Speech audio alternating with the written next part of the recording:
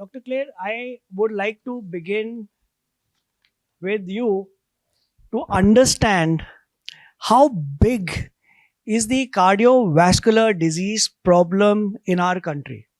See, initially in India, we all knew that most of the mortality is because of the infectious diseases. So, if you compare the data of I think 1990 versus in 2016, in 1990 maybe this year may not be exact, but anyway around that time the the non-infectious so lifestyle diseases, they were reason for mortality of around 35-40%. 35. Most of the diseases were because of the infective disorders, malaria, typhoid, blah blah blah. But in 2016, data shows that the majority of the mortality now is non-communicable disease. 2016 it was 63.5%. The mortality is non-communicable disease. So today, if we consider in India, three major killers are hypertension, diabetes, and heart disease.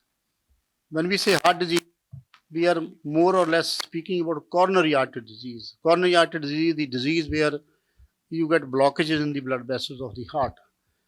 This disease is not limited to heart vessels. This is a disease of all the blood vessels of the body. So if you get blockages in the heart arteries, you get heart attacks or angina. If you get in the brain vessels, you get stroke. If you get blockages in the kidney artery, you kidney failure. If you get blockages in the leg artery, you get what is called as claudication. That means people feel difficulty in walking. Not only that, then a stage may come when there's rest pain and there may be limb ischemia and patient may have to go amputation in many of these situations. So the thing which we have to realize that all the three communicable diseases, the major killers, they are purely lifestyle change disorders. Whether it is diabetes or heart disease or hypertension, if you compare the lifestyle of your grandfather and my grandfather, what he used to do from morning till evening, if we start imitating him, we'll have a lot of reduction in the morbidity and mortality. Everything was physical, food was simple food, homemade food. In my school up to 10th class, I didn't know what is pizza. There was no pizza available. We used to take food at home, go to school. In the school, you just get plain water with the pump and come back and home food again. So what has happened in last 30-40 years, that availability of the food has increased. The junk food has come more and more into the society. See, many years back, some RSS or BJP leaders said, when they were talking about recording in when the progress. potato chips started coming to India, so he said India doesn't need potato chips, we need computer chips. And I think he was very right. So now you have every corner pizza, McDonald's and this and that. So diet has deteriorated. If you go to villages in India today, villages, I'm not talking of cities, and if you ask a child of 4 years, beta, what would you like to drink? He will never say, I want a lassi or a milk. He will say, I want a Coke, I want a Pepsi, because the Pepsi and Coke, they spend millions of dollars on advertising. So what they have done is they have conditioned our mind, our children's mind, that this is the best drink to have. So the food has gone down. When the Western people realized the ill effects of smoking, and the data came, there is some distance. The data came that the smoking is really harmful for the body. It causes cancer, it causes heart disease.